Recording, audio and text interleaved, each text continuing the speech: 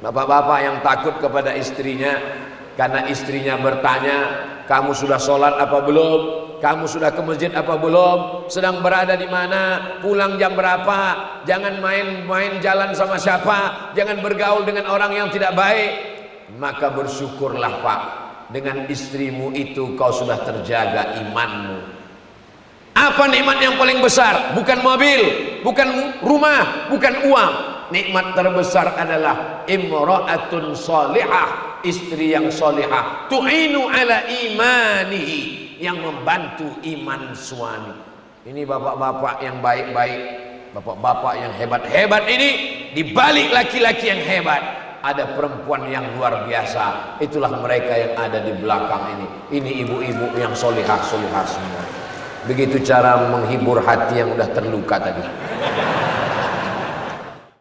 Assalamualaikum warahmatullahi wabarakatuh. Saya berada di asrama Ma'had Az-Zahra, 4 lantai 36 kamar. Ada tak ada kita, asrama ini tetap jadi, anak-anak tetap menghafal Quran di sini, tetap jadi orang, tetap menjadikan amal jariah mengalir. Kita hanya sekedar menumpang tuah, mengambil berkah. Mari kita selesaikan bangunan ini melalui transfer ke BSI nomor rekening 76777772227 atas nama Pendidikan Hajah Rohana, almarhumah mak saya. Nomor admin jangan lupa kontak ke nomor 0811 6650 026. Berkah selalu. Assalamualaikum warahmatullahi wabarakatuh.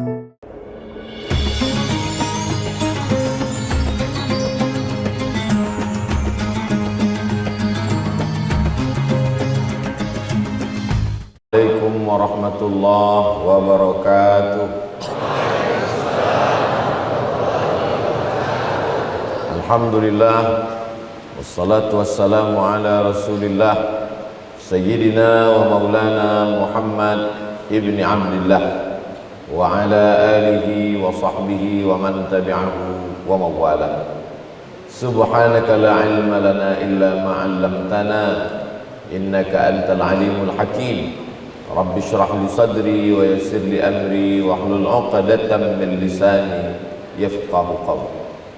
Nah, sama-sama kita hormati hadir pada kesempatan ini tamu kita dari belahan timur Indonesia, Sayyidi Al-Habib Rifki Al-Hamid dari Ambon.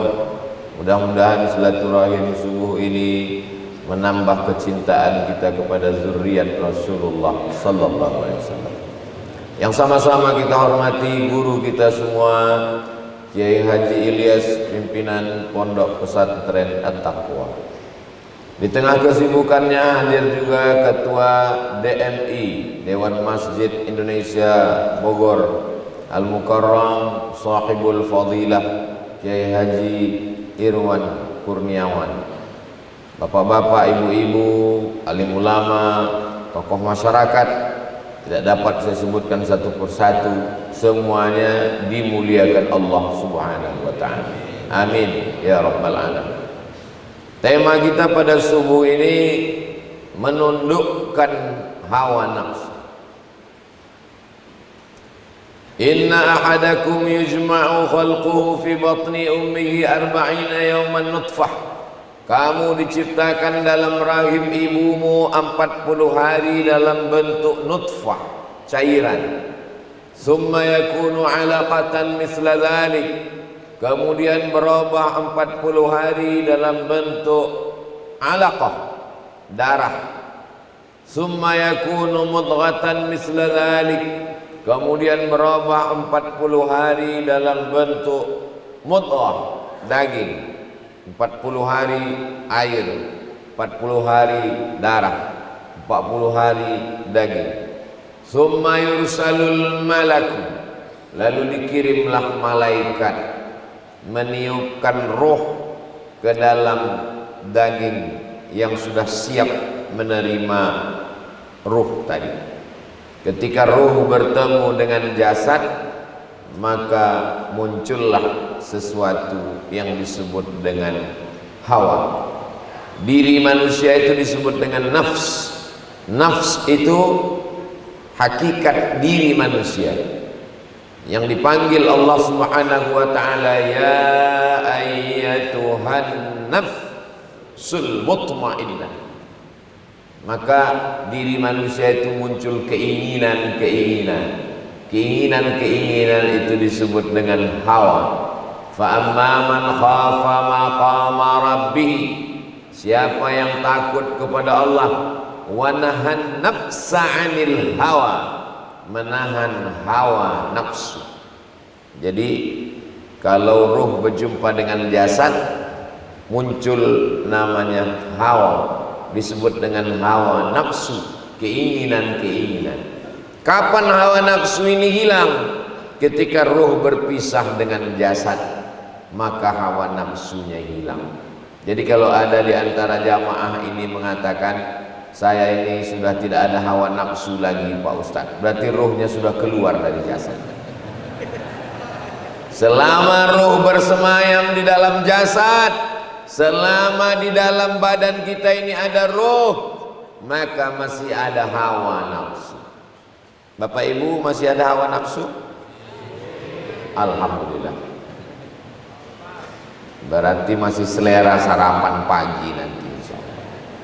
Kalau sudah tidak ada hawa nafsu lagi, saya nih Pak Ustadz kok melihat istri saya nih kalau udah nggak ada nafsu, dua kemungkinan. Berarti sudah tidak ada lagi ruh dalam jasad, atau ruhnya masih ada, cuman nafsunya sudah berpindah ke lain. Mudah-mudahan kita dijaga Allah dari kejahatan-kejahatan fitnah akhir zaman. Jadi dengan berislam itu bukan berarti kita menghilangkan nafsu. Banyak orang yang salah paham setelah tobat, setelah hijrah. Dia bilang, saya sudah menghilangkan hawa nafsu saya Pak Ustaz. Tidak, Islam tidak menghilangkan hawa nafsu. Contoh, ketika ruh sudah ketemu dengan jasad, nafsu yang pertama muncul adalah nafsu makan. Jangan dibayangkan dulu, nanti air liurnya keluar. Saya sendiri menelan air liur sekarang. Nafsu makan ini dalam Islam tidak dilarang. Cerita tentang makan, manusia terbagi dua, ekstrim kanan dan ekstrim kiri, Eka dan Eki. Mohon maaf kalau kebetulan namanya ada. Eka ekstrim kanan, Eki ekstrim kiri. Yang ekstrim kanan tidak mau makan sama sekali, tidak mau makan sama sekali. Ini nama kelompoknya kelompok skeptis, kelompok asketis, kelompok yang tidak mau makan. Karena menurut dia kalau makan maka muncul libido seksual, maka puncak dari kejahatan ini adalah makan. Akhirnya mereka tidak mau makan, hanya minum air putih saja. Karena kalau makan nasi karbohidrat, kalau dia minum teh muncul gula. Gula membangkitkan nafsu seksual. Itulah kenapa Ustaz Somad tidak dikasih air gula pagi ini. Ini sebagai contoh. Ustaz Somad ini kok nyindir-nyindir. Saya Ustaz yang tidak pandai menyindir-nyindir.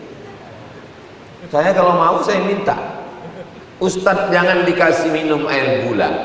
Karena kalau dia minum air gula, Ustaz jarang olahraga, gulanya bertumpuk, akhirnya muncul penyakit namanya diabetes mellitus.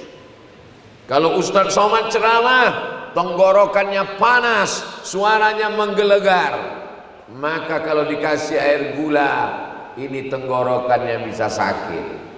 Kalau sayang sama Ustaz, kasihlah air putih seperti Masjid Al-Ittihad. Ini saya nasihatkan panitia-panitia yang lain yang merasa sayang dengan Ustaz Somad, dikasih gula, jangan. Karena makanan kanker adalah gula. Bagaimana cara membunuh kanker? Jangan kasih gula, maka kanker akan mati. Ustaz kok tahu? Saya dapat videonya kemarin. Jadi Maka orang barat itu menyebut dia sebagai white poison. White putih, poison racun. White poison racun putih. Racun putih itu bernama gula. Kalau mau selamat, tinggalkan gula, beralihlah ke air putih yang sehat. Setuju? Awas kalau minum teh manis nanti.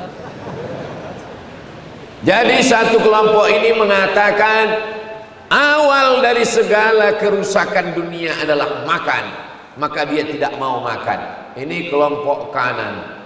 Kalaupun makan, dia makan buah-buahan aja. Daging haram, nggak mau makan daging. Makanan berat nggak boleh, karena akan membangkitkan libido seksual. Jadi jahat nanti akhirnya. Ini kelompok kanan. Kelompok kiri adalah lawan dari kelompok kanan. Semua yang ada di dunia ini halal dimakan. Semua yang berkaki empat halal kecuali meja, itu pun karena keras. Tuh meja di sini satu kaki. Semua yang merayap halal dimakan kecuali kereta api. Bagaimana dengan Islam? Islam tidak ekstrim kanan, Islam tidak ekstrim kiri. Wa kadzalika ja'alnakum ummatan wasata. Kami jadikan kamu umat yang pertengahan. Makan, kulu, silakan makan. Ini ngomong-ngomong habis acara ini ada makan itu. Kabar gembira jamaah semua, ada makan bersama selesai acara di rumah masing-masing. Jadi jamaah, silakanlah makan, karena Allah mengatakan kulu, makanlah, wala tusrifu, jangan berlebih-lebihan. Kulu, makanlah, min thayyibat, yang baik-baik saja, yang tidak baik jangan dimakan. Hurriman alaikumul maitatu, haram makan bangkai. Waddamu, darah. Apa itu bangkai? Binatang halal yang belum sempat disembelih. Kambing ditabrak truk, bangkai, jangan dimakan. Tiba-tiba saya dapat telepon suara orang napasnya tersengal-sengal. Assalamualaikum Ustaz. Assalamualaikum. Waalaikumsalam.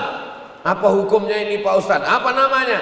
Ini kambing baru aja ditabrak truk Pak Ustaz. Potong cepat daripada nanti mati. Potong. Boleh dipotong? Boleh. Udah selesai potong, telepon putus. Baru saya ragu, kambing siapa? Ditelepon lagi nggak ngangkat. Kambingnya halal, belum sempat dia sakratul maut, langsung bismillah, Allahu Akbar, maka halal dia dimakan. Tapi kalau kambing orang nggak jelas pemiliknya, haram memakan bangkai. Wadamu, darah, darah kambing ditampung di dalam piring, membeku, lalu kemudian dipotong-potong, ditauco, haram.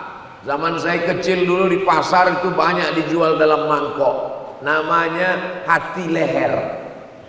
Ada pula hati di leher. Darah ayam, darah kambing, darah sapi dipotong kecil-kecil, dimasak, ditoco. Haram hukumnya makan darah. Sumber segala penyakit. Yang suka makan darah, enggak mati-mati, Dracula. Lalu kemudian walahmul khinzir, babi, khinzir. Kamu kenapa makan babi? Diciptakan Tuhan untuk kita, kenapa tidak dimakan? Kalau memang diciptakan Tuhan berarti baik, maka makanlah. Ini logika akal yang menyesatkan.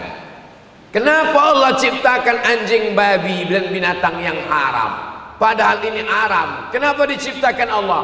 Ini ujian bagi kita. Sama seperti adik-adik sekolah, ada multiple choice A, B, C. Jawabannya cuma satu yang benar. Lebih banyak yang benar apa yang salah? Lebih banyak yang salah. Yang benar cuma satu, yang salah dua.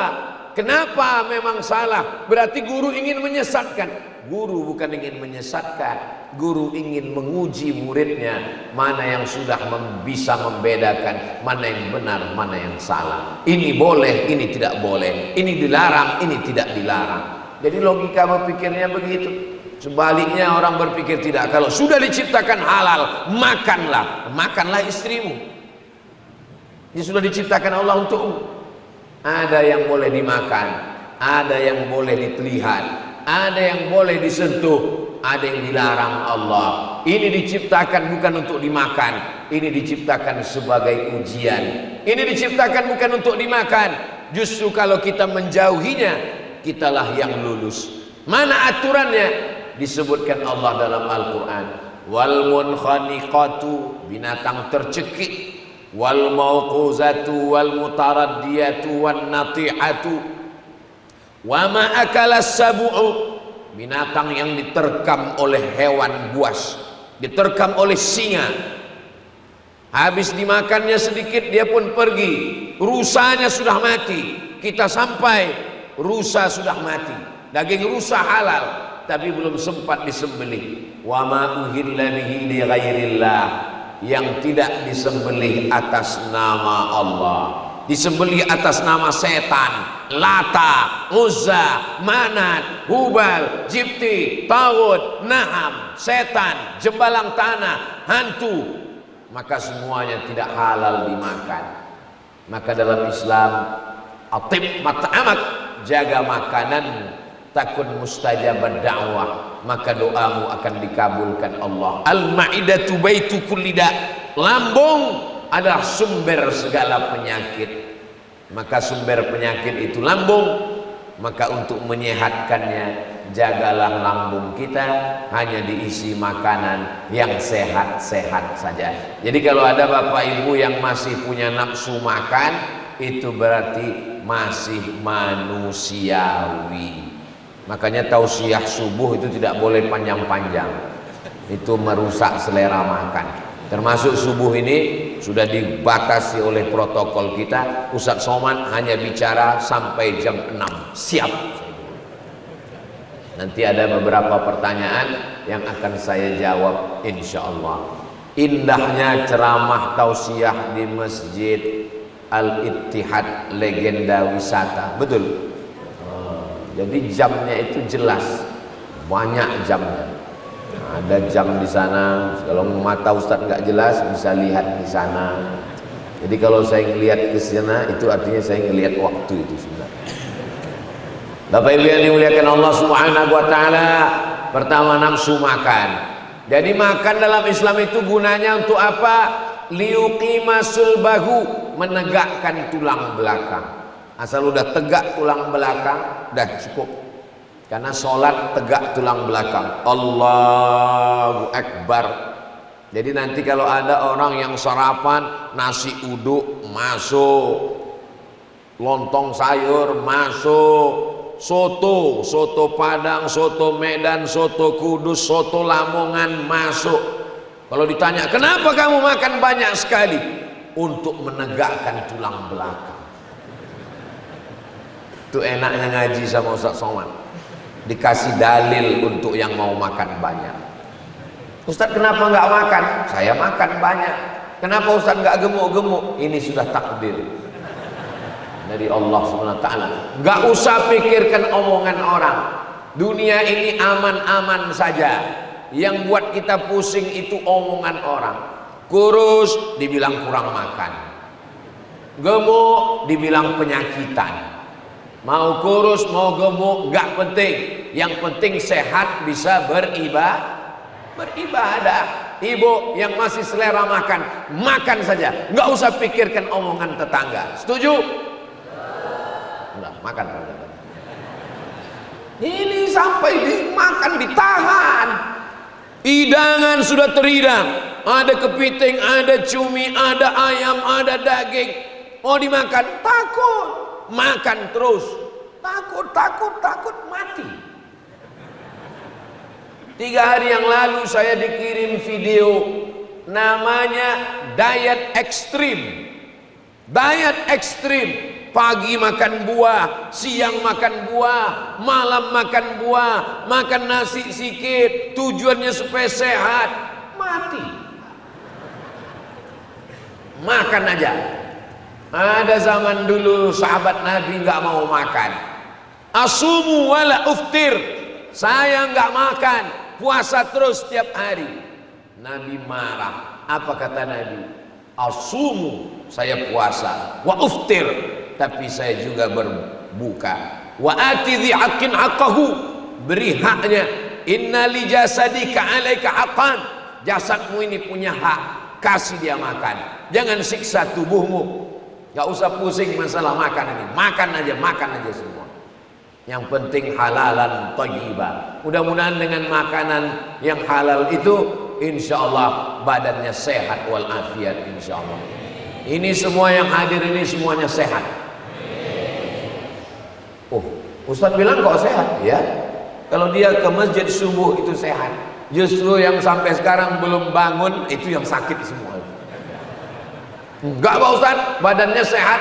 Di dalam tubuh yang sehat terdapat otak yang jahat. Kenapa? Allah saja dia khianati, apalagi kamu. Maka carilah calon suami yang sholat. Ini yang gadis-gadis yang belum nikah, kalau kalian mau melihat mana calon suamimu, inilah orang. Yang senyum yang belum nikah aja. Anak udah 3 senyum. Yang senyum itu sebenarnya ikut bahagia dengan kebahagiaan anak-anak muda ini. Luar biasa nih, banyak sekali anak-anak muda yang datang subuh ini. Kalau anak-anak muda sudah sholat subuh, insya Allah tidak lama lagi Palestina akan merdeka, insya Allah. Dari bunyi takbirnya ini masih takbir orang-orang yang luar biasa. Allahu Akbar. Ini takbir orang lapar begini. Yang membuat Indonesia ini merdeka tanggal 17 Agustus 1945 bertepatan dengan hari Jumat 9 Ramadan. Itu yang berteriak 17 Agustus itu orang lapar atau orang kenyang? Orang lapar yang bisa berteriak menyerang Belanda. Serbu Belanda, takbir. Itu orang lapar. Orang kenyang mana bisa takbir? Negeri ini merdeka karena orang-orang lapar, tapi dia tetap makan. Allahu Akbar, Allahu Akbar. Allahumma laka sumtu wa bika amantu. Tapi perhatikan dulu azan maghrib. Ini kalau udah puasa ini semua azan itu mirip azan maghrib. Saya sanggup puasa tiap hari. Jangan 3 hari saja. 13, 14, 15. Man jaa bil hasanati falahu asyru amsalihha. Siapa yang melaksanakan satu kebaikan dibalas 10. 13, 14, 15, 10, 20, 30. Siapa yang puasa 3 hari sama seperti puasa 1 bulan. Nah, kalau cuma 3 hari kecil, saya sanggup lebih banyak dari 3 hari. 8 hari, Senin, Kamis, Senin, Kamis, Senin, Kamis, Senin, Kamis. Kalau cuma 8 hari, sepele. Saya lebih banyak dari 8 hari. 15 hari. 1, 3, 5, 7, 9, 11, 13, 15, 17, 19, 21, 23, 25, 27, 29. Namanya puasa Nabi Daud. Ibu-ibu dengarkan baik-baik. Puasa Nabi Daud. Ini ada suaminya. Assalamualaikum Pak Ustadz. Waalaikumsalam. Ada yang mau saya tanya. Apa Bu? Suami saya itu sholat Nabi Daud Pak Ustadz. Sehari sholat, sehari enggak. Enggak ada itu. Mana ada sholat Nabi Daud? Yang ada itu puasa Nabi Daud. Berpuasa sehari, makan sehari. Puasa sehari, makan sehari. Ini bagus.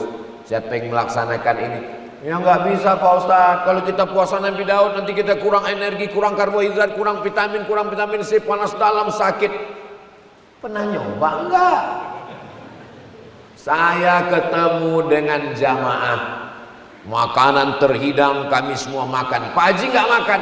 Mohon maaf Pak Ustadz, saya sudah ada aturan untuk diri saya sendiri, saya puasa Nabi Daud. Oh, sudah berapa lama Pak Haji?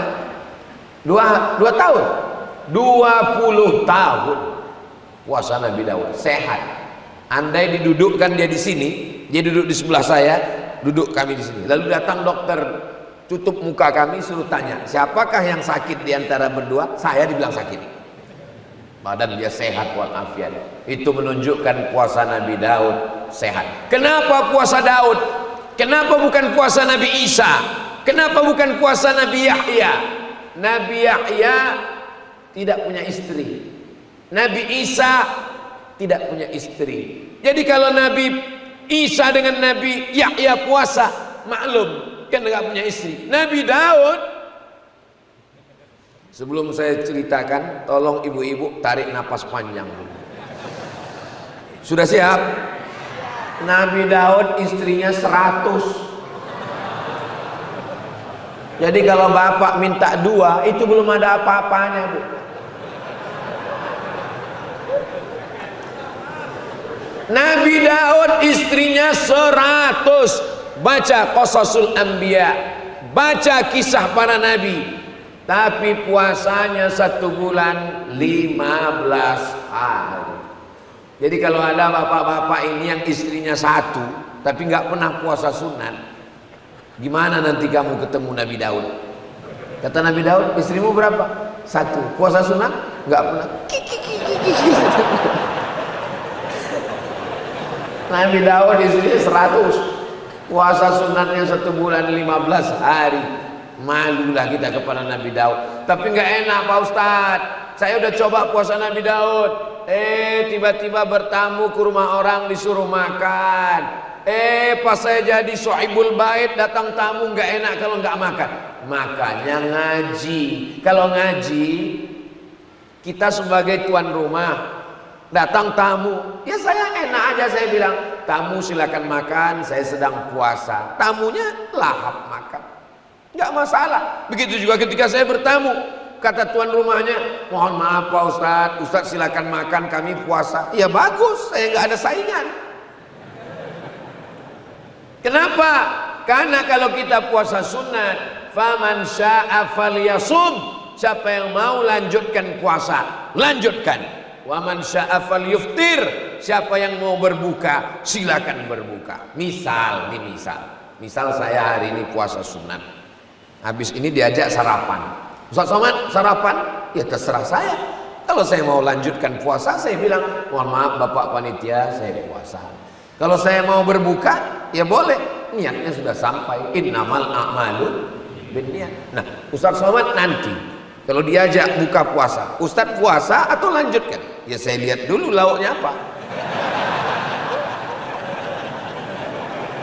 Kalau cuma telur dadar, mubazir, saya puasa.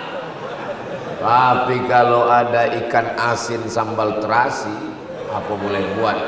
Siapa yang tahan? Ini berat, men. Nah, jadi silakan yang mau puasa lanjutkan, yang tidak puasa. Jadi nafsu yang pertama, belum jam 6 lagi Ustaz. Yang pertama adalah nafsu makan. Kalau sudah makan, muncul nafsu yang kedua. Itulah dia nafsu libido seksual. Ada ketertarikan melihat lawan jenis. Mohon maaf, jangan tersinggung, jangan sakit hati. Bapak masih tertarik melihat perempuan? Alhamdulillah. Kalian masih sehat guys. Dulu dikhawatirkan anak laki-laki mengganggu anak perempuan. Sekarang anak laki-laki mengganggu laki-laki. Ya Allah, selamatkan generasi ini dari LGBT. Support dari Barat, Eropa, Amerika luar biasa. Ini fitnah akhir zaman. Maka didik anak-anak kita dengan pendidikan yang benar, pendidikan yang islami. Jangan sampai terjerumus pada perbuatan bangsa kaum Sadum. Kampungnya disebut dengan kaum Sadum, perbuatan mereka itu yang disebut dengan sodomi. Nauzubillah, namanya dibuat keren, LGBT. Padahal ini jangan dibuat keren-kerenan, jangan ditutupi namanya. Bilang aja nama yang sesungguhnya, pencinta lobang tai. Ustaz Somad jangan ngomong begitu di masjid, depan kiai, nggak sopan. Omongan Ustaz jorok, kotor. Kalian tahu omongan itu kotor, kalian tahu omongan itu jorok, mendengarnya saja menjijikkan, apalagi yang melakukannya. Tapi kenapa kalian tonton filmnya? Kenapa kalian tonton sinetronnya? Kenapa kalian tonton acaranya? Padahal pembawa acaranya homoseksual. Kenapa kalian saksikan filmnya di bioskop? Padahal artisnya adalah yang mendukung LGBT. Kenapa kalau ustadz yang ngomong kalian katakan menjijikkan? Tapi kenapa pelakunya kalian saksikan tiap hari? Dari mulai pagi jam 6 sampai jam 6 sore, tontonlah TV kita. Ambil kertas, ambil pena. Berapa sinetron, berapa acara, berapa podcast, bintang tamunya diundang, dikasih panggung, diberikan acara supaya ditonton masyarakat. Ustadz marah? Enggak. Ini karena belum sarapan aja. Kita boleh marah ketika agama Allah dilecehkan. Marahnya dalam rangka amar ma'ruf nahi mungkar, maka mesti marah. Nah, ini muncul hawa nafsu. Menyikapi tentang nafsu seksual, manusia juga terbagi kepada dua. Eka, eki. Ekstrem kanan tidak mau nikah sama sekali. Kamu mau nikah, tidak mau nikah. Sedangkan yang ekstrem kiri, nikah tanpa batas, unlimited, nggak ada batasan sama sekali. Playboy cap gayung, semua diceduk. Playboy cap tupai, semua pohon kelapa berlubang dibuatnya. Nah, maka dalam Islam, wa kadzalika ja'alnakum ummatan wasata, kamu dijadikan sebagai umat yang pertengahan. Kita disuruh menikah. Man istata'a minkumul ba'ah, siapa di antara kamu yang sudah mampu untuk menikah, falyatazawwaj, menikahlah. Fa innahu aghaddu lil basar, dengan menikah itu menundukkan pandangan. Oh, jadi kalau sudah nikah matanya tunduk. Iya. Suami saya udah nikah matanya masih jelalatan, itu memang bawaan gatal. Wa ahsanu lil farj, menjaga kemaluan. Fankihu ma taba lakum minan nisa'i masna, nikahilah perempuan yang baik-baik itu 2 orang, wasulasa 3 orang, waruba 4 orang. Fa in khiftum, kalau kamu takut alla ta'dilu, tidak bersikap adil, fawahidah, cukup 1 saja. Nah, jadi semua bapak-bapak ini yang istrinya 1 itu termasuk orang yang fa'in khiftum, takut. Tapi dalam ayat ini takut tidak adil. Kalau yang di sini takut kepada istrinya. Bapak-bapak yang takut kepada istrinya karena istrinya bertanya, kamu sudah sholat apa belum? Kamu sudah ke masjid apa belum? Sedang berada di mana? Pulang jam berapa? Jangan main-main jalan sama siapa? Jangan bergaul dengan orang yang tidak baik. Maka bersyukurlah Pak, dengan istrimu itu kau sudah terjaga imanmu. Apa nikmat yang paling besar? Bukan mobil, bukan rumah, bukan uang. Nikmat terbesar adalah imra'atun salihah, istri yang salihah, tu'inu ala imanihi, yang membantu iman suami. Ini bapak-bapak yang baik-baik, bapak-bapak yang hebat-hebat ini, di balik laki-laki yang hebat ada perempuan yang luar biasa. Itulah mereka yang ada di belakang ini. Ini ibu-ibu yang solihah-solihah semua. Begitu cara menghibur hati yang udah terluka tadi. Bapak Ibu yang dimuliakan Allah Subhanahu wa taala. Maka dalam Islam dianjurkan menikah. Kamu kenapa nggak menikah?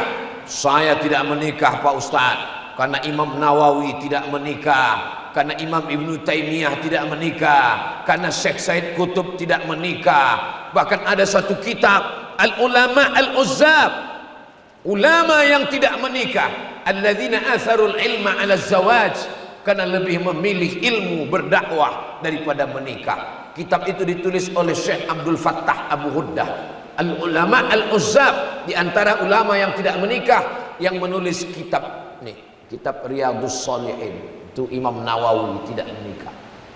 Datang anak muda, Ustaz, saya putuskan tidak menikah. Kenapa? Karena Imam Nawawi tidak menikah. Imam Nawawi nggak menikah, dia kerjanya nulis. Kamu nulis apa? Saya nulis status Pak Ustaz. Imam Nawawi nggak menikah. Imam Nawawi itu meninggalnya tahun 676. 676. Sekarang 1445. Zaman Imam Nawawi 676, perempuan itu semuanya tertutup, yang terbuka itu cuma matanya. Zaman sekarang perempuan itu matanya tertutup, yang lain terbuka.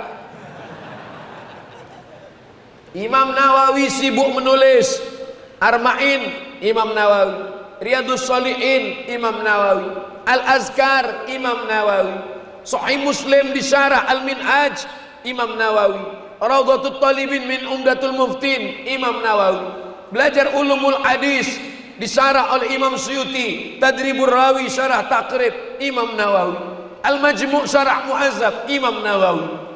Imam Nawawi hanya menulis sampai akhirnya meninggal dunia. Itulah imam yang luar biasa. Imam Nawawi datang ke Mesir, mau ziarah ke kubur Imam Syafi'i, baru melihat kubahnya dari jauh, menetes air matanya, bergetar jantungnya. Tidak jadi dia berziarah, tak sanggup menemui Imam Syafi'i walaupun sudah berada di liang lahat. Akhirnya dia pergi pulang ke Damaskus. Kedatangan Imam Nawawi ke Mesir didengar oleh Imam As-Subki. Imam As-Subki dapat kabar Imam Nawawi datang. Iya, mana dia? Dia sudah pulang. Imam Subki pulang mengejar Imam Nawawi sampai ke Damaskus. Dia tanya orang Damaskus, mana Imam Nawawi? Imam Nawawi pulang ke kampungnya di Nawa. Imam Subki mengejar ke Nawa. Sampai di Nawa, Imam Nawawi sudah meninggal dunia. Imam Subki berziarah. Setelah berziarah, Imam As-Subki pergi ke Damaskus, ke tempat mengajarnya Imam Nawawi di Darul Hadis Al-Ashrafiyah. Darul Hadis, tempatnya hadis, karena dia menghafal hadis, mensyarah hadis, menulis hadis. Sampai di situ Imam As-Subki bertanya, mana tapak kaki Imam Nawawi ketika mengajar? Ditunjukkan mereka, di sini bekas tapak kaki Imam Nawawi. Imam As-Subki meletakkan pipinya di telapak kaki Imam Nawawi bekas dia mengajar karena kerinduannya. Tapi jangan gara-gara ini jamaah habis ini meletakkan ulama besar yang luar biasa. Bahkan ada penelitian, kitab pertama paling populer di tengah umat Islam Al-Quran, yang kedua adalah kitab Riyadhus Shalihin. Apa maknanya? Saya mau menyampaikan, memang ada orang-orang yang khusus yang luar biasa, tapi jangan anak-anak muda. Imam Nawawi tetap kalian baca kitabnya, tapi menikah tetap menikah. Mudah-mudahan yang jomblo-jomblo segera ketemu dengan jodohnya, insya Allah. Banyak juga yang jomblo. Nafsu yang ketiga adalah nafsu ingin dimuliakan orang. Subuh ini kita bahas 3 nafsu saja dulu. Nafsu makan, nafsu efek dari makan, libido seksual, nafsu hubbul jah, popularitas, kekuasaan, ingin diangkat jadi pemimpin, ingin dimuliakan, ingin disanjung tinggi. Nah, ini juga nafsu. Siapa yang paling kena nafsu yang nomor 3 ini? Ya Abdul Somad. Dikasih pentas, dikasih kursi, dikasih air minum, dimuliakan, dikawal kanan kiri. Sebelum kemari tadi dikasih bawa motor gede, Sampai orang terkejut-kejut mendengar knalpotnya, direkam dari depan, nanti diupload, lalu like, share, and comment. Apa ini? Ini adalah nafsu, hubbus syuhrah, suka popularitas, suka disanjung-sanjung, suka dimuliakan, suka diagungkan. Ini sifat setan. Maka siapa yang suka viral berarti bagaimana cara melawannya ini? Hai Abdul Somad, jangan sampai kau gila popularitas, jangan sampai kau suka tanganmu dicium-cium orang, dimuliakan orang. Bagaimana cara menekannya? Kalau ada orang mati, maka datanglah, lihatlah liang lahatnya. Hai Abdul Somad, sekarang jamaah ramai. Nanti kalau kau mati, kau akan masuk ke liang lahat sendirian. Jamaah yang ramai ini apakah mau masuk ke liang kubur Ustaz Somad? Jujur jamaah, dalam hati. Kita akan menghadap Allah sendirian. Suatu ketika Syekh Muhammad Mutawalli Asy-Sya'rawi berikan pengajian, ramai jamaah, imamul mufassirin, imamnya ahli tafsir, ulama nomor 1 di Mesir, luar biasa tawaduknya, ilmunya, hafalannya. Pemerintah Saudi Arabia mengundang beliau jadi dosen 15 tahun di Makkah Al-Mukarramah. Akhirnya Presiden Sadat memanggil, diangkat menjadi Menteri Agama. Ketika itu yang menjadi Syekhul Azhar adalah Syekh Abdul Halim Mahmud. Apa yang terjadi dengan Syekh Muhammad Mutawalli Sya'rawi? Kalau dia di masjid memberikan tafsir Sya'rawi 1 meter panjangnya, ramai jamaah berdatangan, tangannya dicium, dipeluk, dimuliakan orang. Selesai pengajian, Syekh Sya'rawi berhenti di masjid. Lama sekali. Sampai akhirnya orang di mobil bertanya, selesai, Syekh Sya'rawi sakit perut? Enggak, kenapa lama sekali?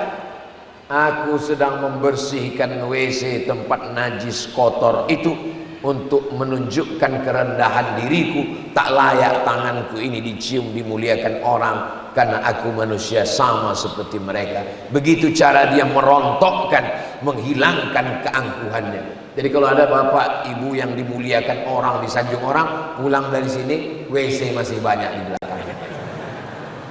Ambil tanganmu yang dimuliakan orang, dicium orang. Inilah tempat engkau wahai tangan, supaya kau jangan dimuliakan, dimuliakan, diagung-agungkan orang. Pakailah masker wahai Abdul Somad, pakailah topi, pakai kacamata hitam, pakai masker. Di situ kau baru tahu bahwa kau tidak dimuliakan orang. Diusir tukang parkir. Sana, penuh, sana. Orang menghormatimu karena yang sejengkal. Sejengkal ke atas, sejengkal ke samping, baru kau dimuliakan orang. Kalau ini ditutup, kau akan diusir orang. Kau akan disuruh ngantri di bank. Mau masuk komplek angkatan udara, nggak dikasih masuk sama security-nya. Nggak boleh sana. Padahal kan tinggal buka aja. Oh iya Pak Ustaz, silakan masuk. Ini kalau tiap hari kita disanjung, dimuliakan orang, rusak hati kita, rusak rasa kita. Makanya ada seorang ulama sengaja membuat dirinya terhina. Supaya apa? Supaya dia merasakan apa yang dirasakan saudaranya, apa yang dirasakan fakir miskin, apa yang dirasakan orang susah. Supaya apa? Supaya rasanya itu jangan sampai rusak. Untuk subuh ini 3 nafsu ini aja dulu kita kaji. Nafsu makan, nafsu seksual, nafsu popularitas, nafsu ingin diagungkan dan dimuliakan orang banyak. Yang lain-lain kita bahas dalam kesempatan yang lain. Jangan kemana-mana, kita lanjutkan setelah yang satu ini.